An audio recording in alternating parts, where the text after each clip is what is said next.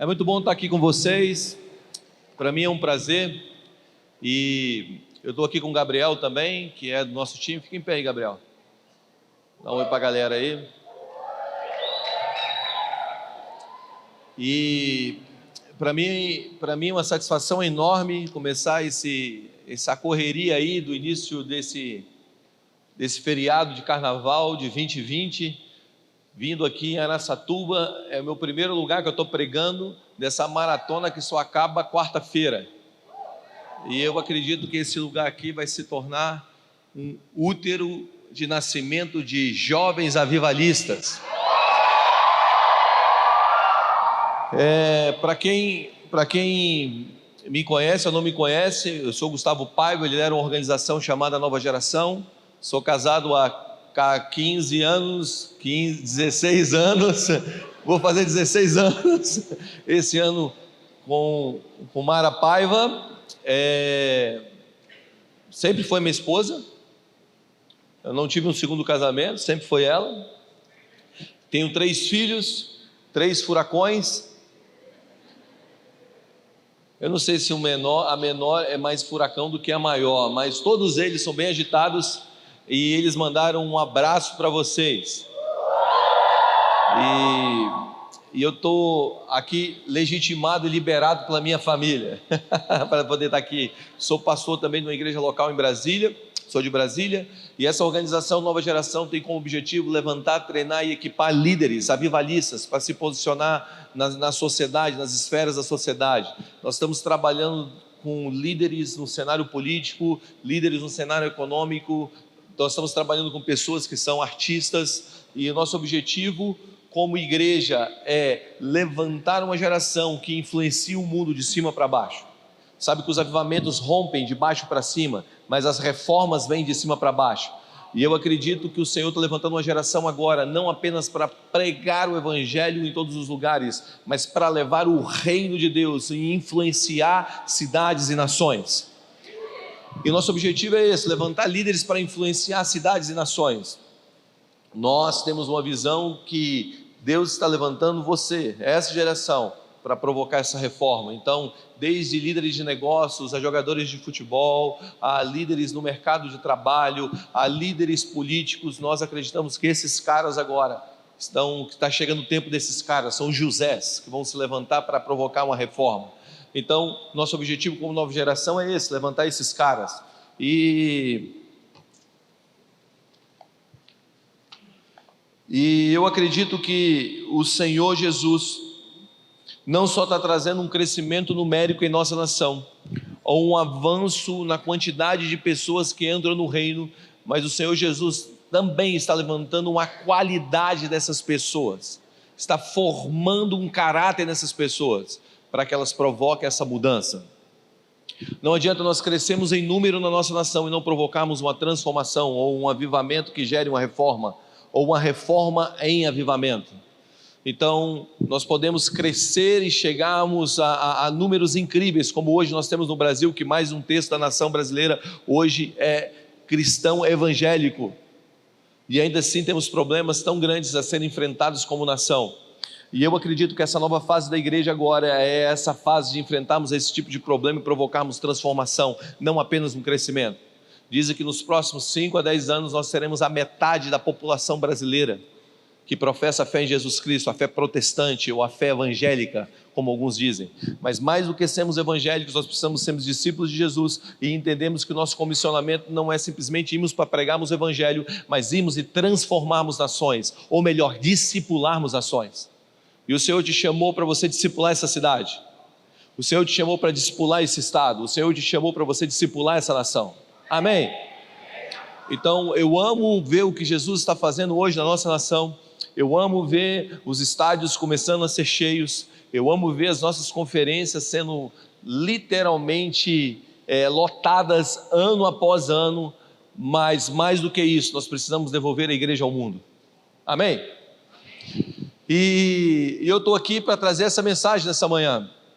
Talvez não seja a mensagem mais explosiva, mas talvez seja a mensagem necessária para esse tempo.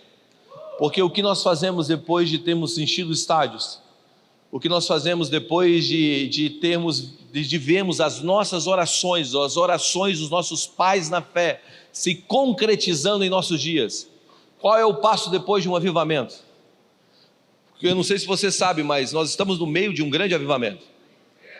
E o que essa geração de avivamento, ou a nação do avivamento, deixará para as próximas gerações?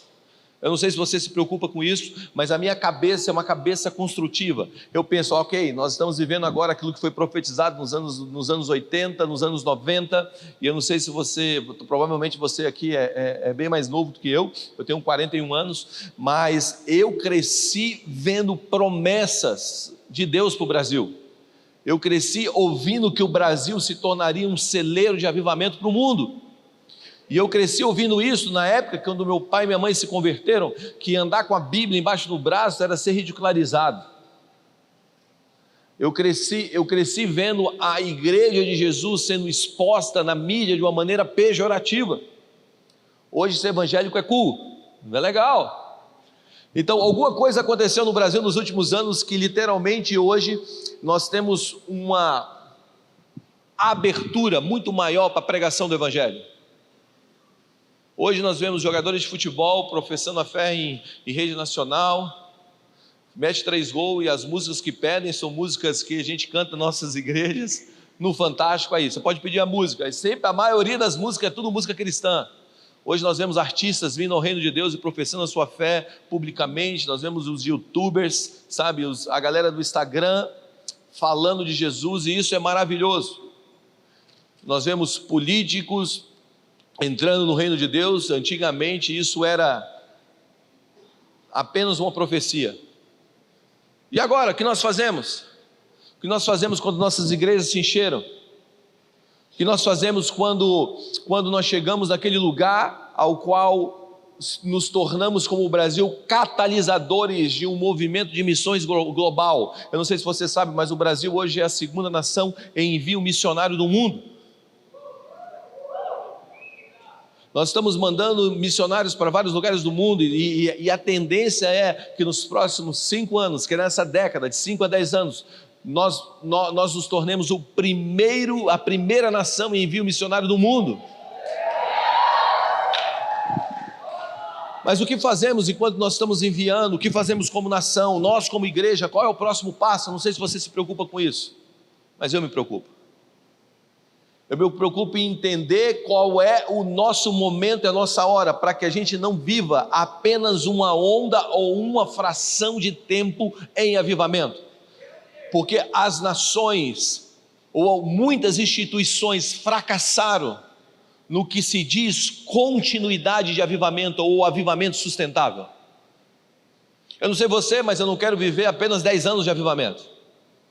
Eu não quero viver apenas 2 décadas de avivamento, mas eu quero que os meus filhos herdem uma nação, uma igreja tão poderosa, que continue crescendo em um entendimento de quem é Deus, continue vivendo em uma atmosfera tão gloriosa como essa aqui hoje, continue experimentando de momentos de adoração como esse daqui hoje, para que eles não sentem na igreja e fiquem olhando no relógio a hora que o culto acaba.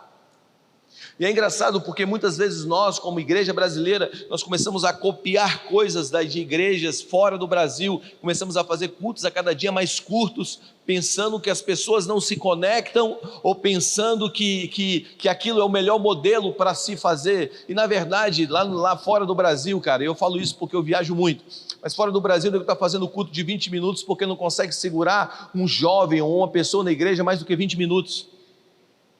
Hoje no Brasil, cara, você faz cultos que os cultos não acabam. Essa manhã não vai acabar. E a gente fica olhando para a igreja fora do Brasil. Eu tenho amigos, sabe? Eu tenho várias igrejas amigas fora do Brasil, e eles olham para o Brasil e dizem assim: cara, o que vocês estão vivendo de tão glorioso? Porque nós estamos lutando para segurar alguém na igreja 20, 25 minutos, 30 minutos. Então os cultos estão curtos lá, e a gente acha que isso funciona aqui, é porque é tão curto lá, porque ninguém está conseguindo segurar o povo dentro da igreja. Mas no Brasil não. No Brasil nós fazemos ajuntamentos que duram 12 horas e ninguém vai embora. Nós fazemos reuniões que não param. E eu não sei se você está empolgado com isso, mas eu estou extremamente empolgado.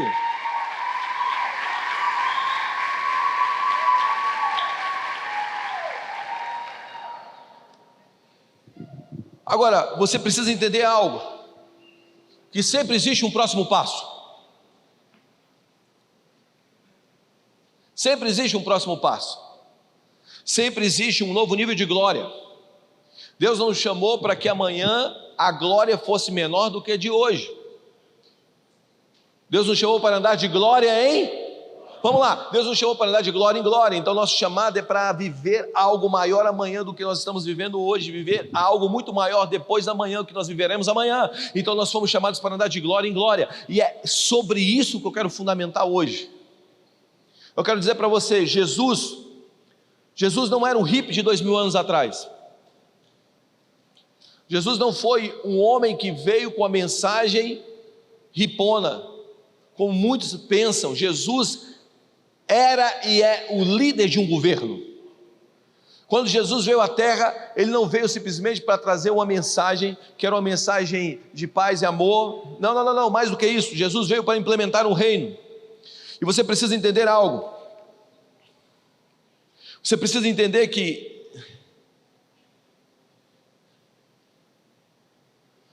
Jesus, ele é o líder de um reino e veio implementar um reino. E quando ele está levantando um povo, ele está introduzindo um modo de vida diferente que se chama a cultura dos céus. Quando Jesus está erguendo um povo, quando você entrega a tua vida a Jesus, vive lá o que está escrito em Romanos capítulo 10, versículo 9, com a tua boca você confessa a respeito da salvação, e com o coração você crê a respeito da justiça, então você se torna salvo, então você sai do império das trevas e entra no reino do Filho do amor. Quando você entra nesse lugar, cara, o que significa? Significa que agora você faz parte de um reino, porque o rei entrou no seu coração, e junto com esse rei vem o seu reino. E muitas vezes, quer nós admitamos ou não, nossa vida, nossos valores e crenças dão segundo o fluxo do tempo presente. O que significa? Significa que talvez a nossa estrutura de pensamentos, por mais que nós entregamos a vida a Jesus, e o nosso modo de viver ainda está misturado, e a gente não está sacando que nós fomos chamados para entrar e viver nesse reino. Está comigo? E quando nós mergulhamos na verdade do reino dos céus, acabamos descobrindo que os valores do reino desse mundo modelou muito a maneira como nós pensamos.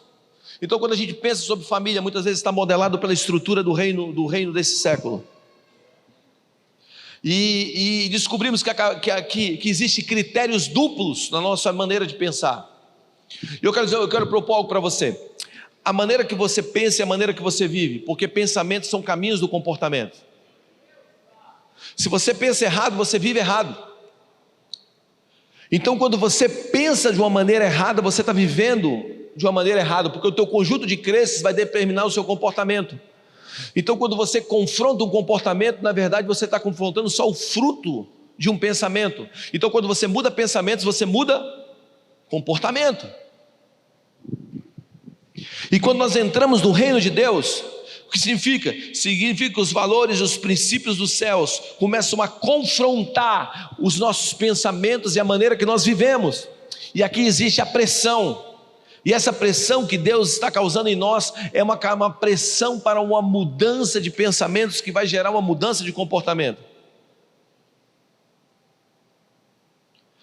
Sabe, todos nós aqui, cara, nós vivemos em uma cultura que não foi criada segundo o modelo dos céus.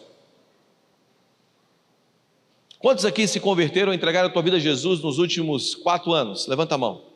Levanta a mão bem alto, bem alto. Nos últimos 5 anos, levanta a mão bem alto. Fica com a mão levantada. Você que entregou a tua vida a Jesus. Você que tem mais de 10 anos que você entregou a tua vida a Jesus. Mais de 5 anos, levante a mão.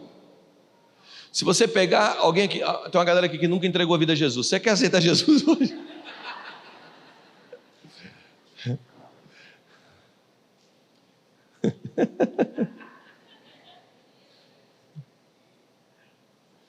E quando Jesus vem, presta atenção, quando Jesus vem para modelar não apenas o teu comportamento, mas o teu pensamento. Está comigo? Agora saca só, Jesus então era o líder de um governo. E quando Jesus ele vai começar o seu ministério público, porque você precisa entender algo. Jesus nasce em Belém. Do seu nascimento até os seus 12 anos, se ouve falar pouco dele, ok?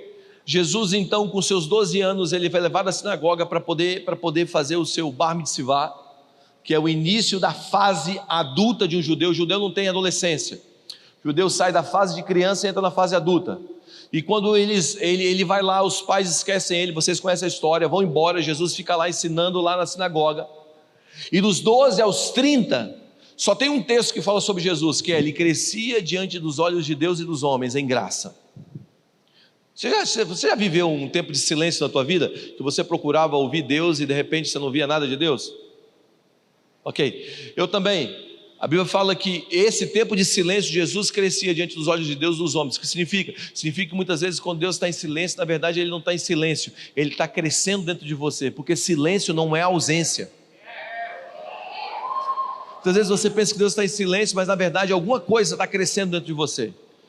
E aí Jesus, com 30 anos, ele começa o seu ministério público. Ele vai ao Jordão, vocês conhecem a história, ele é batizado. E quando ele é batizado, ele sai, ele vai para o deserto para ser tentado. Depois ele começa o seu ministério público. E quando Jesus vai se revelar o Messias, e vai começar agora a implementar um reino, como eu disse para você, Jesus não era um hippie de 2000 anos atrás, Jesus veio para implementar um reino. Ele vai para a sinagoga. Que sinagoga? A sinagoga que ele cresceu, que ele era levado pelos pais dele quando era criança. Então ele vai para aquela sinagoga, e naquela sinagoga ele senta, depois de sair da Galileia, ele volta para Nazaré.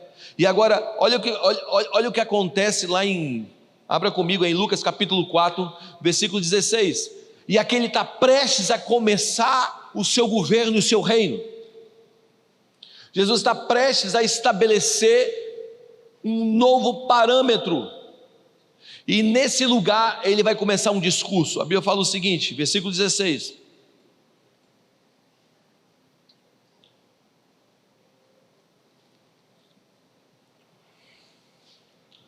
Jesus foi para Nazaré, onde havia sido criado, num sábado, entrou na sinagoga, segundo o costume, e levantou-se para ler. Então lhe deram o livro do profeta Isaías, e abrindo o livro achou o lugar onde está escrito: o Espírito do Senhor está sobre mim, porque Ele me ungiu para evangelizar os pobres, enviou-me a mim a proclamar a libertação aos cativos e a restaurar a vista aos cegos, para pôr em liberdade os oprimidos e a proclamar o ano aceitável do Senhor.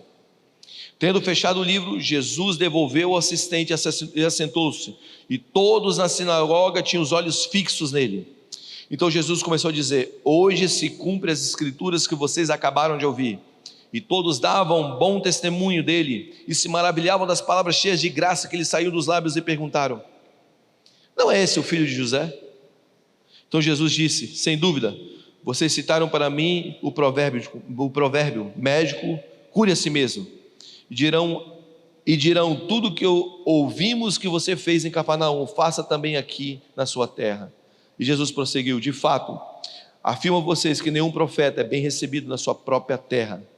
Na verdade, lhes digo que havia muitas viúvas de Israel no tempo de Elias, quando o céu se fechou por 3 anos e 6 meses, reinando grande fome em toda a terra. E Elias não foi enviado a nenhuma delas, a não ser a viúva de Serepta de Sidom. Havia também muitos leprosos em Israel nos dias do profeta Eliseu, e nenhum deles foi purificado, a não ser Naamã o sírio. Todos na sinagoga, ouvindo essas coisas, se encheram de ira, e levantaram-se e expulsaram Jesus da cidade, e levaram até o alto do monte, sobre o qual a cidade estava edificada, para que de lá pudesse atirá-lo para baixo. Jesus, porém, passando pelo meio deles, foi embora. Sabe, quando você lê esse texto, você precisa entender algo. Que Jesus está começando o seu ministério público, e para começar o seu ministério público, ele vai fazer um discurso. Quantos aqui já viram uma troca de faixa presidencial? Você já assistiu? Há um ano atrás, nós vimos a troca da faixa presidencial, em que o antigo presidente do Brasil, Michel Temer, ele tira a faixa e ele coloca um novo presidente do Brasil, ali no Palácio do Planalto, e ele coloca aquela faixa. E aquela faixa representa agora que um novo governo foi empossado. E agora o novo presidente do Brasil, que é o presidente Bolsonaro, ele recebe aquela faixa e agora ele vai para ali, para aquele pequeno lugar onde tem um microfone ao qual ele vai discursar. E esse discurso é o discurso de posse. E o discurso de posse de um novo presidente determina como será o tom do próximo governo. Eu moro em Brasília, então eu entendo um pouco desse negócio de política. E agora o presidente ele começa a dizer: olha, o meu governo vai ser fundamentado sobre isso, sobre esse fundamento, ele vai exercer autoridade sobre essa área. E no discurso de posse de um presidente, você sente para onde aquele governo vai. O que está acontecendo aqui em Lucas capítulo 4, versículo 16, está acontecendo exatamente isso. Jesus está pegando a faixa presidencial e ele está dando o tom do seu governo. Ele está dizendo: o meu governo vai funcionar dessa maneira. Porque você precisa entender, como eu já disse algumas vezes, Jesus era líder de um governo. Jesus era um rei e ele veio estabelecer um reino. E quando ele recebe a faixa presidencial, o discurso dele é extremamente importante para você entender o que ele faria e como ele operaria nesse estabelecimento desse reino. Então fica comigo, o que Jesus está fazendo? Jesus está estabelecendo o tom do governo que ele iria estabelecer. Ele está dizendo: galera, o negócio é o seguinte, eu recebi aqui agora a faixa presidencial, eu estou na sinagoga, eu estou lendo Isaías 61, e Isaías 61 é o meu discurso de posse. E o meu discurso de posse, ele tem 3 fundamentos. Se você entender, cara, esses 3 fundamentos, você vai estabelecer e se mover no reino de Deus de uma maneira plena. Então o que Jesus está dizendo? O Espírito de Deus está sobre mim. Ele me ungiu para pregar a libertação aos cegos, ou melhor, pregar cura aos cegos, botar em liberdade os cativos, e a pregar o ano aceitável do Senhor. Então o meu reinado, ele vem para essa terra em 3 fundamentos, e esses 3 fundamentos será a forma como eu vou governar sobre esse planeta. Porque você precisa entender algo: quando Deus fez o mundo, Deus entregou o mundo, a terra, aos filhos dos homens. Quantos aqui nesse auditório hoje são filhos de um homem ou de uma mulher? Ok, quem não levantou a mão é filho de ET. Se você não é filho de ET, se você não foi abduzido, ou melhor, alguém foi abduzido e você foi gerado em outro planeta, então você é um filho de um homem. Se você é filho de um homem ou de uma mulher, você tem o direito legal de exercer a autoridade sobre essa terra. Amém? A terra foi dada aos filhos dos homens. Agora, quando Adão peca, ele transfere a autoridade da terra a Satanás. E ali nós vemos a quebra do ciclo da autoridade e da autonomia do homem sobre o mundo. Agora, no dia que o homem cai, lá em Gênesis capítulo 3, a Bíblia fala que Deus levantaria um ao qual lhe feriria, que a cobra, a serpente, Satanás feriria o calcanhar, mas ele lhe feriria a cabeça. Esse homem que foi profetizado era o segundo Adão, ou o último Adão, chamado Jesus Cristo. Quando esse último Adão, Jesus Cristo, vem, ele vem com uma proposta de tomar novamente o planeta e reestabelecer a autoridade do reino sobre a terra. Você está comigo? Então quando Jesus vem, ele vem para trazer esse reino. Nunca foi o plano de Deus, nunca foi o plano dos céus nos levar a um reino futuro. Sempre foi o plano do reino dos céus, sempre foi o plano de Deus trazer o reino para a terra. Agora, o que eu quero propor? Que quando o homem perde a autoridade, Jesus vem e restaura toda a autoridade. Por isso ele diz: toda a autoridade foi me dada nos céus e na terra. Jesus toma toda a autoridade. Se Jesus tomou toda a autoridade, significa que alguém ficou sem nenhuma autoridade. Então Jesus tem toda a autoridade, o diabo ficou sem nenhuma autoridade. Agora ele exerce o poder que ele tem sem autoridade para exercer. Então a autoridade foi devolvida a Deus e Deus transferiu a sua igreja. Então, como o diabo age na terra? O diabo age na terra através de um homem. Por quê? Porque ele tem autoridade para exercer vida sobre a terra ou morte sobre a terra. Por isso o diabo engana Eva e Adão e eles pecam. Então esse ciclo de autoridade é quebrado. Agora quando Jesus vem, ele está dizendo o seguinte: olha, eu estou vindo com o reino novamente, e esse reino que eu estou trazendo, ele está vindo para oprimir, aniquilar, destruir as obras do diabo. E como ele vai fazer isso? Ele vai fazer isso de 3 formas, no seu discurso de posse. Ele está dizendo: o Espírito do Senhor está sobre mim. Então o primeiro fundamento do governo de Jesus seria um governo pelo Espírito. Ele está dizendo: o meu governo, a maneira como eu vou implementar o reino, será através da força do Espírito Santo. Eu não vou implementar o reino através de uma lei. Eu não vou implementar o reino através da força do braço. Eu não vou implementar o reino através de um discurso apenas intelectual, mas eu vou transformar as nações e implementar o reino através do Espírito. Por isso o Espírito de Deus está sobre mim. Então presta atenção, quando Jesus está estabelecendo o reino dele, no seu discurso de posse, ele está apontando o tom de como ele estabeleceria esse reino, e o fundamento é: o Espírito de Deus vai ser a marca do meu governo. Eu amo isso, porque ele está dizendo: ninguém vai conseguir implementar esse reino sem antes ter um encontro profundo com o Espírito Santo. E essa promessa desse governo do Espírito é tão real, que chega uma hora no ministério de Jesus, que Jesus falou assim: convém que eu vá, para que ele venha. Vamos lá, gente, Jesus está dizendo: convém que eu saia de cena, para que alguém apareça, o Espírito Santo. E em Atos capítulo 2, a promessa da descida do Espírito vem. O que eu quero propor para você é que quando o Espírito veio, algo aconteceu. Primeira coisa que aconteceu foi que a linguagem daquele povo se tornou a linguagem do mundo. A Bíblia diz que todo o povo, de toda língua, estava em Jerusalém, e eles correram para a porta do cenáculo, e cada um ouvia na sua língua materna. Então eles começaram a falar a língua das nações. Olha que interessante, quando você volta a Babel, o que é Babel? Babel foi uma torre que alguns homens queriam construir com a força do seu braço, que tocasse ao céu. Então eles queriam fazer uma torre, eles queriam tocar os céus pela força do braço. A Bíblia fala que Deus desceu e viu aquela construção e confundiu a língua deles. Então, em Babel, a força do braço traz uma confusão de língua. Na descida do Espírito Santo, Deus dá novamente a língua das nações.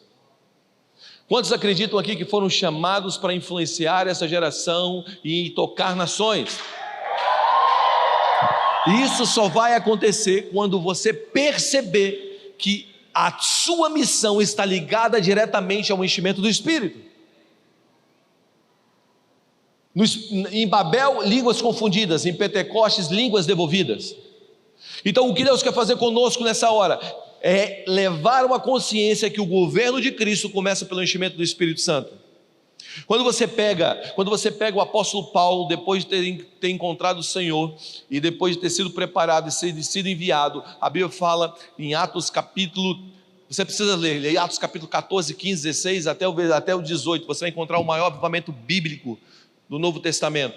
E a Bíblia fala que ele chega nas regiões da Grécia, e quando ele chega nas regiões da Grécia, ele encontra um grupo de 12 discípulos de Jesus, e naquele grupo de 12 discípulos de Jesus, ele pergunta: ei, que batismo vocês foram batizados? Eles falam: pelo batismo de João. E ele pergunta: vocês conhecem o Espírito Santo, o batismo do Espírito? Eles: não. A Bíblia fala que Paulo sopra o Espírito sobre eles, e quando o Espírito é soprado sobre eles, a Bíblia diz que eles caem e começam a falar em novas línguas. Resultado do enchimento do Espírito: 3 anos e meio depois, toda a Ásia Menor tinha ouvido falar do Evangelho. porque você fará muito mais cheio do Espírito do que você faria cheio de intelecto. Eu não estou aqui desconsiderando o intelecto, mas eu estou dizendo para você que quando você está cheio do Espírito, a letra não mata. Quando você está cheio do Espírito, você apenas não é um homem que tem um conhecimento teórico, porque um homem com revelação, que é um homem cheio do Espírito, sempre irá mais longe do que um homem com informação. Você pode ter toda a informação na tua mente, se você não for cheio do Espírito, eu digo para você, será difícil a caminhada.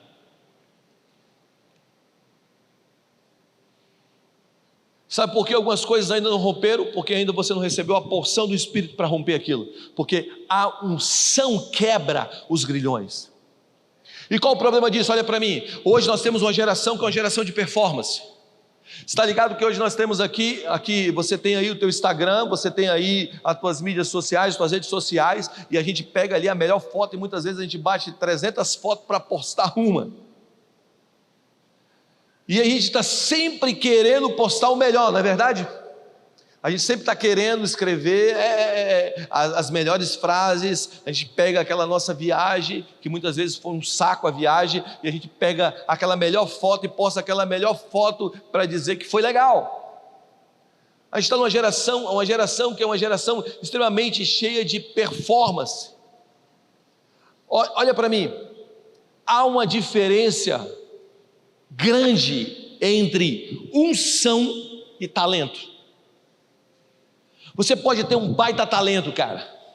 Você já foi em um ambiente, uma churrascaria ou em um restaurante, e você viu um cara tocando assim com maestria, você olhou, caraca, que demais.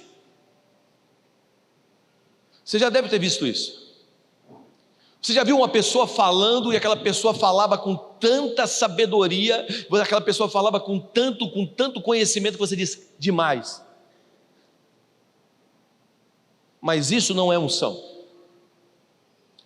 A unção, ela vem pelo um processo, e esse processo muitas vezes é um processo longo e doloroso. Olha para mim, quando você extrai o fruto da oliveira, e você vai fazer um óleo, esse óleo, você pega ali a azeitona, certo? E você tem que prensar ela, e quando você está prensando ela vai sair no óleo. O óleo, a unção muitas vezes vem pela prensa, e sem a prensa não existe óleo. Por isso Jesus foi levado ao Getsemane. Getsemane é o lugar da prensa da oliva, e naquele lugar ele foi prensado para que saísse um óleo para a cura das nações. O que eu quero propor para você é que a unção do Espírito Santo não vem sem muitas vezes nós sermos prensados. Você pode ter um dom, você pode ter um talento, mas só o processo vai extrair de você o óleo puro. Agora, olha, fica comigo. Existem 4 tipos de óleo que sai da prensa da oliva. Primeiro óleo, quando você passa a primeira prensa, sai um primeiro óleo. Esse óleo que sai é um óleo que se torna o óleo para se fazer sabão, para se limpar. Você prensa novamente, sai um segundo óleo, que é um óleo para as lamparinas, que é levado para acender lamparina. Você prensa novamente, sai um terceiro óleo. Esse óleo é o óleo para digestão, é o óleo que nós usamos, o de azeite. E se você prensa novamente, sai o último óleo, e esse óleo é o óleo para unção, que é levado aos templos para os sacerdotes. O que significa? Significa que cada nível de prensa nós produzimos um tipo de óleo, um tipo de unção para que seja derramada sobre uma geração. O que eu quero propor para você é o seguinte: quando você está suportando o processo da prensa, isso vai provocando em você uma profundidade, e essa profundidade vai gerando um óleo, e esse óleo vai se aperfeiçoando, se afinando, até que a gente tem um óleo tão puro, que vai ser para a cura das nações, ou para ungir cidades. Você está comigo? O nosso problema é que a gente não suporta processo. Eu digo para você, processo é a maneira pelo qual Deus trabalha em você, para que um dia você possa conviver com o peso do favor dele. Se você não suporta processo, você nunca vai ter favor de verdade. Porque quando você pede para Deus um ministério, Deus te dá uma semente. Porque quando você pede para Deus uma família, Deus te dá uma semente. Quando você pede para Deus uma cidade, Deus te dá uma semente. Porque tão importante quanto o resultado é o processo. E a nossa geração foge de processo. Cara, você vai ter que fazer isso aqui primeiro, depois você vai ter que fazer isso aqui, depois você tem que passar por aqui, para que um dia você herde isso aqui. Não quero esse negócio não, hoje eu tenho aqui, eu bato a foto aqui, ó, pum, sai na hora, sabe, eu paro no drive-thru, eu peço em 3 minutos, a comida está na minha mão. Eu digo para você, no reino de Deus não é assim.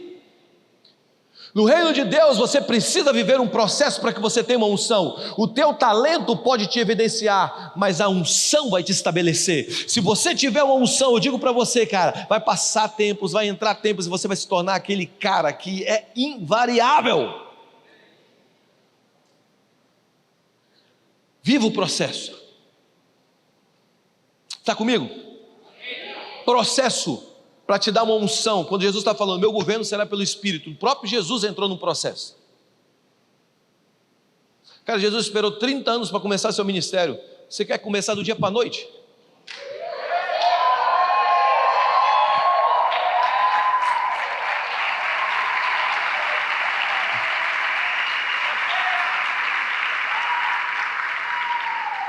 Por isso a gente vê um monte de aberração aí, cara.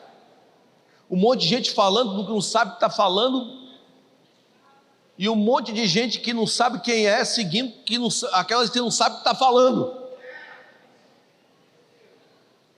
Sucesso, cara, presta, olha para mim, sucesso não é ter seguidores no Instagram e fazer uma conferência hypada. Sucesso é você ter uma boa família, cara. Sucesso é você ser fiel a uma casa. Sucesso é você ter aliança. Vamos lá, cara, é você ter aliança com pessoas. Gabriel, tem quantos anos que a gente anda junto? Mais de 10 anos, cara. Sucesso, vamos lá. Sucesso é você passar 16, 20 anos com a mesma mulher e acordar todos os dias e não deixar o especial se tornar comum. Vamos lá, e a gente pega a nossa geração quer tudo muito rápido. Presta atenção, cara, se submeta, entra no processo. 2 primeiros reis da Bíblia. Primeiro rei, qual o nome do primeiro rei? Diga Saul. Saul foi ungido sem processo. Samuel apareceu lá, pegou, é você mesmo, vem aqui, bum, derramou lá o vaso de azeite na cabeça dele, falou assim, agora eu sou rei, você é rei. Davi foi ungido, passou de 12 a 15 anos de processo. A pergunta é, quem é o maior rei? Saul ou Davi? Vamos lá, Saul ou Davi? Quem foi o maior rei? Vamos lá, você quer ser Saul ou Davi? Então se submeta ao processo, porque é no processo que a unção vai maturar, e nesse processo de maturação da unção, você vai se tornar um líder muito mais estável. É porque lá na minha igreja, meu pastor não me entende, sabe? Eu quero fazer as paradas e ele fica me podando. Que bom que ele está te podando. Existe coisa que Deus corta e existe coisa que Deus poda. Poda é para o crescimento, corta é para tirar fora. Então ele está te podando porque você precisa crescer.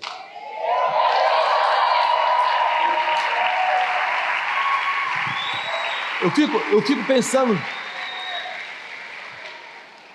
Eu tenho um amigo chamado Lou Engle. Ele é o fundador do Descend, que era o fundador do The Call. Eu trabalhei alguns anos da minha vida no The Call, que era um movimento de oração. Você sabe o que o Lou Engle era? Lou Engle era um jardineiro. Ele ficou mais de 2 décadas da vida dele, sabe fazendo o quê? Cortando grama. E eu perguntei, Lu, o que você fazia quando você cortava grama? Ele falava para mim, eu orava em línguas.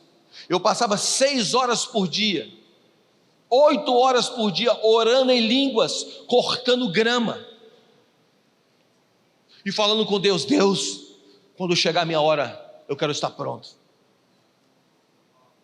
Um dia Deus deu uma visão para ele, de um movimento de jejum, com milhares de jovens jejuando. Ele não era conhecido, não existia mídias sociais naquela época, e ele convoca os jovens a um dia de jejum. Vamos lá, gente, quantos aqui amam jejuar? Eu odeio. Nós acabamos de sair de 21 dias de jejum e foi horrível. Eu não sei você, tem gente que ama jejuar, né? Eu amo jejuar, aleluia. Que bom, irmão, passa essa unção para mim, porque eu odeio jejuar. Então ele convoca os jovens para jejuar. Vamos lá, gente. Não é o melhor convite. Para orar por 12 horas, não é o melhor convite. Não divulga o nome de nenhum líder, worship leader. Não, obrigado. Não divulga nenhum nome de pregador em Washington DC. 2004, se eu não me engano, 2005. Quando ele chega em Washington DC, o dia está raiando, ele sobe em cima do palco. 500 mil jovens para jejuar. Depois de mais de 2 décadas cortando grama e falando com Deus, gerando uma unção, agora ele aparece publicamente. Demora muito tempo para Deus fazer as coisas de repente. Escuta, demora muito tempo para Deus fazer as coisas de repente. Aquilo que você acha que foi de repente, demorou anos. Vamos lá, galera. O que eu quero propor para você, você tem que parar de ser um cara imediato ou imediatista. Você precisa perceber que a unção que Jesus estava falando, o Espírito de Deus está sobre mim. Essa unção do Espírito, o governo de Jesus, quando Jesus pega a faixa presidencial e ele vai dizer: eu vou estabelecer o governo, eu vou começar agora, nesse exato momento, a estabelecer o reino, mas o meu governo será pelo Espírito. Mas o Espírito de Deus, a unção do Espírito, não vem no estralo de dedo. Perceba algo. A nossa geração precisa aprender que nós temos que andar um processo para receber uma unção. Você pode até aparecer rápido, mas esse aparecer rápido pode te levar ao custo de você sumir rápido.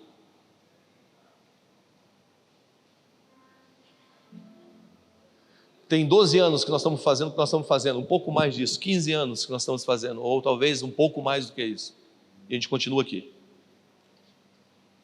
E a cada dia, um pouco maior, a cada dia. Quantos querem um ministério explosivo? Quantos querem viver na unção do Espírito? Deixa a prensa vir sobre você, deixa o negócio apertar. Porque quando apertar a unção, o óleo vai sair. A segunda coisa que Jesus disse, olha o que ele diz, a primeira coisa, a declaração dele é que o Espírito do Senhor está sobre ele. E ele continua dizendo: porque ele me ungiu para evangelizar aos pobres, enviou para proclamar libertação aos cativos e restaurar a vista aos cegos. Diga: restaurar a vista aos cegos. A segunda coisa que Jesus está dizendo: o meu governo, quando ele recebe a faixa presidencial, o meu governo vai ser um governo que proclama libertação aos cativos e dá vista aos cegos. Eu amo isso, cara. Por quê? Porque Jesus está falando a consequência de uma unção do Espírito agora. O próximo passo desse negócio é você proclamar libertação. Há uma diferença entre você ser livre e você ser liberto. Você pode ser livre de algo e nunca liberto daquilo. Você lembra do povo do Egito? O povo foi livre do Egito, mas não foi liberto do Egito. Você pode sair de uma prisão e a prisão nunca sair de você. Então o que Jesus está dizendo? Existe uma obra que eu vou fazer, que não é uma obra apenas de visível aparência. Você não vai ser só livre de uma maneira que todo mundo olhe para você e ache que você é livre. Não, presta atenção. Eu vou te libertar no nível externo, mas eu vou te libertar também no nível interno.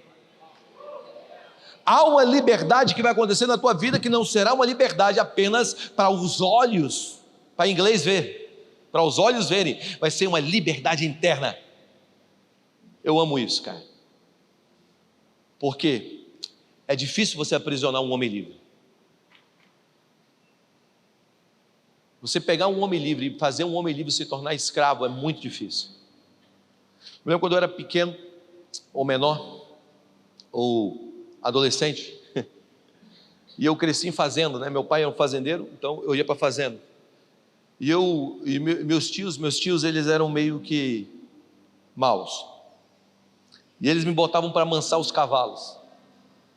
Então você pegava o cavalo, que era um cavalo selvagem, um cavalo livre, e a gente tentava domesticar aqueles cavalos. E quem montava nos cavalos? Eu. Eles me botavam. E a coisa mais difícil que tinha era você fazer um cavalo selvagem se tornar um cavalo domesticável, pudesse andar. Isso demorava semanas, muitas vezes meses. Quando um homem é livre, dificilmente ele se torna um escravo.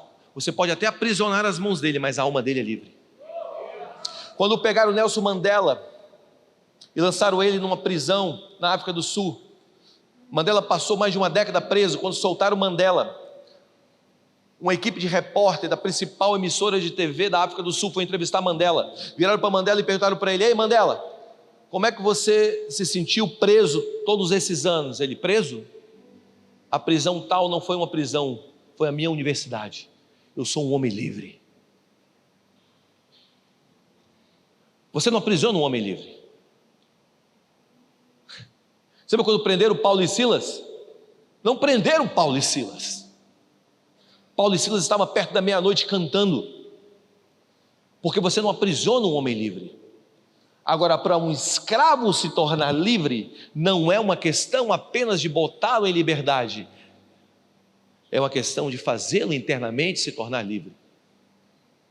Então, quando Jesus fala, eu vim libertar, ele está dizendo, eu não vou fazer uma obra de visível aparência. O que eu vou fazer dentro de você, o que eu vou operar dentro do seu coração, o que eu vou provocar dentro da tua alma, não é apenas algo para que seja visível na maneira externa. Não, eu vou trabalhar tão profundo dentro de você, que eu vou quebrar os grilhões da rejeição, eu vou romper os grilhões do abandono, eu vou sarar a orfandade que entrou dentro do seu coração, eu vou sarar todo tipo de palavra que veio contra a tua alma, que te aprisionou. Você não vai ser um homem apenas que grita liberdade de lábios, você vai ter um espírito livre, uma alma livre. É nesse lugar que Jesus quer te colocar. Você se lembra quando Jesus, um dia Jesus está andando com os discípulos dele, e os discípulos dele eram uns comédia, né? Eu não sei se você acha assim, mas eu acho os caras uns comédia. Os caras ficam brigando quem vai sentar à esquerda ou à direita de Jesus. Os caras acabam de viver um milagre da multiplicação de pão e estão brigando pelo um pão, tipo assim, 4 passos depois. Cadê o pão? Você não trouxe um pão, velho? Sobrou 12 cestos, tu é burro, porque você não trouxe o pão. Os discípulos de Jesus era engraçado, parece a gente, né? Parece o nosso time, né? E aí, a Bíblia fala que um dia eles encontraram um cego de nascença. Quando eles encontraram aquele cego de nascença, eles começaram uma nova discussão, uma discussão teológica. A discussão teológica era, o negócio é o seguinte: Jesus, parada é o seguinte, quem pecou? Foi ele? Foi o pai dele? Foi os antepassados dele? Porque ele está cego, quem foi que pecou? Você lembra dessa história? Ok, ninguém. Aí, e Jesus está ali do lado, eu fico pensando em Jesus, falou assim, ai meu Deus, meu pai, de novo? Eu já falei tudo isso.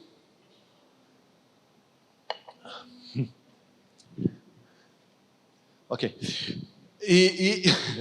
E aí Jesus está ali naquela discussão, eles estão naquela discussão, eles viram para Jesus, e aí, quem foi que pecou? Aí Jesus diz assim, olha, não foi o pai dele, nem ele, mas essa doença é para que se manifeste a glória de Deus. Agora você imagina, o cara está cego ali, ouvindo os caras brigando. Eu não sei se você está entendendo a história, mas o cara está cego ali, os caras estão ao redor dele falando, quem foi que pecou? Foi ele, foi o pai dele, o cara está ali, tudo que eu quero é ver. E aí os caras estão brigando por aquilo, fazendo aquela discussão teológica. Muitas vezes é a igreja, né? A igreja pega uns temas, o cara está doente, a gente fica discutindo perto do cara que está doente, porque aquele cara está doente, o cara só quer ser curado. E a gente fica ali, porque ele está doente, é porque...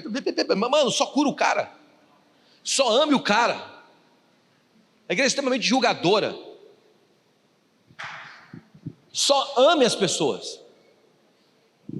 Jesus, olha para mim, cara. Jesus, antes de falar, vai, não peques mais, ele sempre curava. Jesus sempre se colocava pelas pessoas antes de ensinar as pessoas como deveriam viver. Ame as pessoas antes de ensiná-las como elas devem viver. Por quê? Porque o amor vai te dar o direito de ensino. Não o ensino vai te dar o direito para amar. A gente muitas vezes é igual Pedro. Sabe o que Pedro faz? Pedro tenta defender Jesus, ele saca a espada e corta a orelha de Malco. Você lembra disso? Eu venho falando isso nos últimos 7 anos, cara. Pedro representa a igreja, Malco representa o mundo. Muitas vezes nós como igreja, tentando defender Jesus, nós estamos sacando a espada e cortando a orelha do mundo. Jesus está dizendo, guarda a espada, igreja, guarda a espada, Pedro. Pegando a orelha do mundo, colando para que o mundo volte a ouvir. A nossa defesa da fé está ferindo o mundo. O que nós temos que fazer? Nos colocarmos pelas pessoas, amá-las primeiro, e depois de amá-las nós vamos ter o direito de falar. Agora voltando, então lá os caras estão discutindo em torno daquele cego, e estão dizendo, olha, quem foi? Aí Jesus faz um negócio estranho, cara, eu não sei se para você é estranho, mas para mim é estranho. Jesus faz assim, ó, tá bom. Ele puxa aquele catarro verde. Eu fico pensando nos caras, que é isso, velho, que tá rolando aqui? Tu tá de brincadeira, Jesus? Minha boca está cheia. Jesus cospe no chão, faz lá um lodo, os caras passa no olho do cara e fala assim, vai lá no poço e lava, e você vai estar se enxergando. Ele vai até o poço, lava, e quando ele lava, os olhos dele se abrem. E eu sempre perguntei, Jesus, por que você escarrou no chão? Vamos lá, por que você cuspiu no chão? Não é muito mais fácil fazer? Enxerga, não é? Ele poderia fazer isso, sim ou não? Ele poderia. E aí eu estava lendo Deuteronômio 28. Vai comigo lá para Deuteronômio 28. E aí eu saquei. Deuteronômio 28 é dividido em 2 partes. Primeira parte, do versículo 1 ao versículo 14, fala sobre as bênçãos. Olha o que diz a palavra de Deus: se vocês ouvirem atentamente a voz do Senhor teu Deus, e tenham cuidado de guardar todos os seus mandamentos, que hoje lhe ordena o Senhor seu Deus, exaltará vocês sobre todas as nações da terra. Se ouvirem a voz do Senhor teu Deus, sobre vocês virão e alcançarão todas essas bênçãos. Ele começa a falar as bênçãos: bendito vocês serão na cidade, bendito serão no campo, bendito será o fruto do vosso ventre, bendito o fruto da sua terra, bendito o fruto dos seus animais, bendito serão as crias das suas vacas, e assim vai. Quando você bate no versículo 15, as coisas mudam.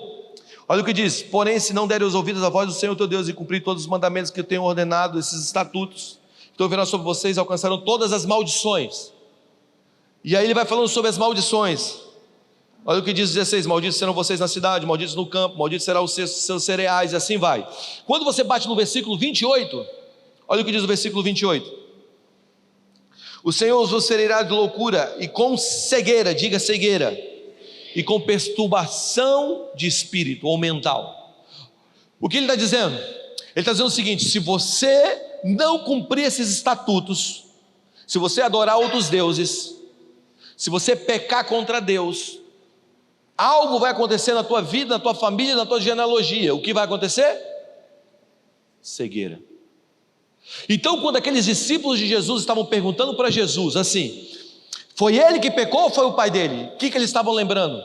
Deuteronômio 28, 28. Aqueles caras, eles estavam fundamentados em um entendimento que, se os estatutos fossem quebrados, a consequência disso era cegueira. Uma das consequências. Então, aquele menino cego, ele andava na rua como um homem condenado, porque alguém pecou, e aquelas mazelas do pecado, ou a consequência do pecado, caiu sobre ele. Qual era a reação dos religiosos a esse homem? Olha para mim, isso aqui é importante. A reação dos religiosos a esse homem era zombar e cuspir. Você lembra que Jesus foi escarrado? Você lembra disso? Por quê? Porque é uma das consequências de alguém que quebrou os estatutos e a lei. Então, quando aquele menino andava na rua, os religiosos cuspiam nele. Então, quando Jesus faz assim, ó, puxa, o que ele lembra? Eu estou sendo você escarrado de novo. O que ele lembra? essa minha cegueira é fruto de pecado. Quando Jesus escarra no chão e faz o lodo, Jesus não estava só curando os olhos dele, Jesus estava libertando a alma dele.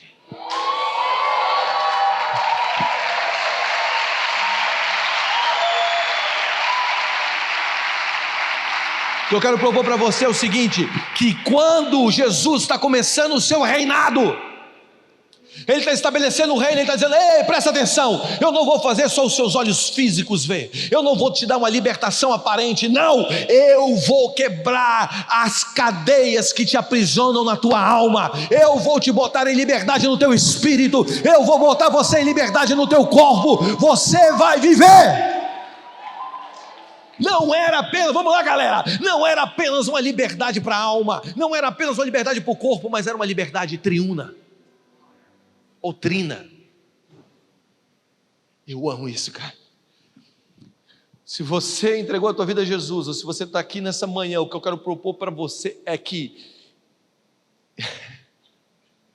na posse do governo de Jesus, o seu discurso é: eu vim para libertar, para dar vista a você. Eu vim para te pôr em liberdade, te dar vista. Olha para mim. Eu vou encerrar com isso, senão eu vou ficar falando aqui um tempão. Mas saca só, cego no reino não é quem deixou de enxergar, é quem deixou de ouvir, porque Deus dá visão pela audição. Saca comigo, olha aqui para mim. Não é o que você vê, é o que você escuta. Porque muitas vezes Deus vai falar algo para você diferente do que você está vendo. Deus vai falar para você: está vendo esse vale?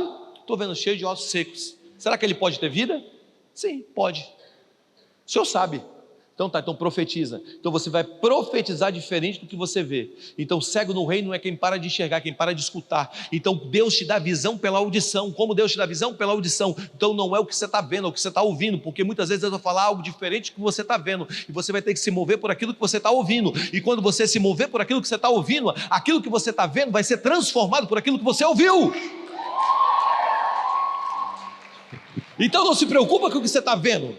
Saca só, não se preocupa com o que você está vendo, entenda o que você está escutando. Muitas vezes Deus vai olhar para falar assim: será que essa nação pode ser inteira salva? Será que o Brasil pode viver uma transformação, e os níveis de taxa de violência a mulheres, de orfandade, caírem? Você está comigo? O que eu quero propor para você nessa manhã é o seguinte: o Espírito de Deus está sobre você. Existe uma geração que vai se levantar aqui para levar esse governo. E ele termina dizendo o seguinte: e para proclamar o ano aceitável do Senhor. É o terceiro fundamento, proclamar o ano aceitável. Agora, se você for estudar o ano aceitável do Senhor, o ano aceitável significa que é o ano do jubileu. O ano aceitável é o ano de jubileu. O que significa? Significa que depois de 49 anos, quando entrava o ano 50, havia 4 efeitos que aconteciam sobre a nação de Israel. Primeiro, a terra descansava. Todos entravam em descanso, era um ano de descanso. Eles acreditavam que no ano 49, eles teriam tanta abundância que no próximo ano eles não precisariam trabalhar. Segundo, todas as posses seriam restauradas, seriam devolvidas. Tudo que o diabo roubou, tudo que o diabo levou, tudo que a vida te quebrou, vai ser tudo devolvido. E terceiro, os escravos eram libertos. O que Jesus está dizendo? Esse é o ano aceitável. Então no discurso de posse de Jesus, Jesus está dizendo: vai funcionar assim. Eu vou botar em liberdade. Todos os escravos serão livres. Você está comigo? Esse foi o discurso de posse. Agora, como Jesus então ele expande isso? Expande dessa maneira. Saca só, Mateus capítulo 16. Jesus está andando, ele para e fala assim: que os homens dizem que eu sou? Uns dizem que você é Elias, Jeremias ou um dos profetas. Jesus não ficou satisfeito com essa resposta. Aí pergunta, beleza, mas quem vocês dizem que eu sou? Pedro toma a palavra e fala, tu és o Cristo, o Filho do Deus vivo. Jesus interrompe ele e fala, bem disseste, Simão Barjonas, porque não foi carne nem sangue que te revelou, mas foi meu Pai que estás no céu. Pedro, tu és pedra, e sobre essa pedra edificaria a minha igreja, e as portas do inferno não prevalecerão contra ela.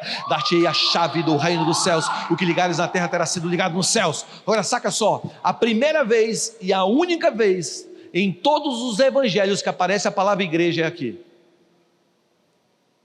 Igreja, eclésia. Talvez isso vá um pouco demais para você hoje, mas eu quero te propor algo. A palavra, Jesus não ficou satisfeito quando disseram que ele era um profeta. Por quê? Porque nenhum profeta pode ter uma eclésia. Só um rei, historicamente, podia ter uma eclésia, podia ter uma igreja. Você sabe que a palavra igreja não foi inventada por Jesus. A palavra igreja foi inventada pelos gregos e fundamentada pelos romanos. Os gregos foi o primeiro povo a construir bibliotecas. Foi um povo na arte do pensar. E um dos pensamentos gregos era o seguinte: olha, nós precisamos de construir eclésias. O que é eclésias? A igreja. A eclésia, a igreja, para os gregos, que foi fundamentado pelos romanos, era o entendimento que esse grupo específico, ele era escolhido pelo rei, ele não era escolhido por votos. E esse grupo, ele tinha como objetivo pegar a mente do rei e traduzir em projetos para a sociedade. Então o que era a eclésia? A eclésia era o pensamento do rei traduzido em projetos para a sociedade. Está comigo? E só um rei poderia ter uma igreja, poderia ter uma eclésia. Então quando Jesus fala, vocês são a minha igreja, a minha eclésia, só um rei poderia falar isso. E ele está dizendo, vocês vão pegar os meus pensamentos, vocês vão pegar os meus desejos e vocês vão traduzir isso para a sociedade. E quais são os fundamentos dessa tradução? Quais são os fundamentos dessa implantação desse reino? São: o Espírito de Deus está sobre mim, a unção para quebrar jugo e botar em liberdade aqueles que estão presos, para dar vista aos cegos e a proclamar o ano do jubileu, o ano aceitável do Senhor. Vocês vão pegar essa minha ideia, vocês vão trazer para o mundo, e quando vocês trazerem essa ideia para o mundo, vocês vão cumprir a minha oração, que venha a nós o teu reino, que seja feita a tua vontade na terra como ela é feita nos céus. Aí a gente nasce, aí você nasce. Você não nasce para ser um cristão que senta no banco de uma igreja e não se torna líder de um governo, embaixador de um reino. E quando você entende isso, o que você faz? Você vai para a África, você pega uma nação quebrada como a de Moçambique, você constrói a melhor escola de Moçambique, você alimenta 30 mil órfãos por dia, você começa a construir a principal universidade da nação. Eu estou dizendo de Hyde Baker. Quando você entende isso, o que você faz? Você vai para o fosso da Europa, chamado Genebra, Suíça. Hoje você conhece como uma grande cidade, mas era considerada a fossa da Europa. Você começa uma reforma. E essa reforma transforma o fosso da Europa na principal cidade, uma das principais cidades do mundo, John Calvino. Quando você entende que você é líder do governo, o que você faz? O que você faz? Você enfrenta os poderes religiosos, coloca teses na porta de uma catedral e grita: a reforma chegou. Quando você é líder do governo, quando você entende que você é líder do governo, o que você faz? Você coloca as mãos sobre os cegos, porque você entende que no reino do seu pai não existe um cego, e você diz: enxerga. Eu estava na Universidade Federal do Amazonas há uns anos atrás e tinha um menino que tinha sido envolvido numa briga de tráfico. Ele tomou um tiro no rosto, a bala entrou debaixo da narina esquerda, quebrou os dentes da frente, atravessou o céu da boca e se instalou na cervical aqui atrás. O médico disse: a bala pode mover e você ter sequelas, mas quando nós somos líderes de um reino, nós entendemos que tudo é possível. No meio daquele movimento de adoração, daquele movimento de cura, aquele menino começou a sentir um gosto de metal na boca. Puf, cuspiu a bala do revólver. Ele pega a bala do revólver, vem para frente, eu estou pregando, ele chega com a bala na mão e diz: a bala, eu, mano, não tenho bala, eu estou pregando. Ele dá a bala do revólver e ele conta sobre isso. Por quê? Porque no reino do nosso Pai tudo é possível. Quando você entende que você é líder de um governo, você pode ir para as praças da cidade, você pode entrar nos lugares escuros e decretar: o reino de Deus chegou. Quando você é líder de um governo, você pode invadir as escolas do país e dizer: o reino de Deus chegou.